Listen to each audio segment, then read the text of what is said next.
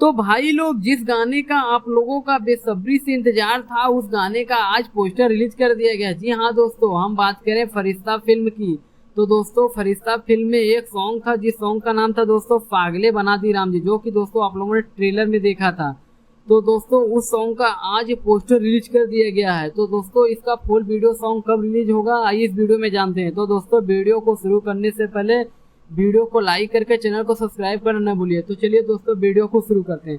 तो दोस्तों, दबंग स्टार खेसारी लाल यादव की फिल्म फरिश्ता का यह सॉन्ग, जिसका टाइटल है दोस्तों पागले बना दी राम जी, यह दोस्तों 14 मार्च यानी दोस्तों कल सुबह 6:15 पर वेव म्यूजिक चैनल पर रिलीज किया जाएगा।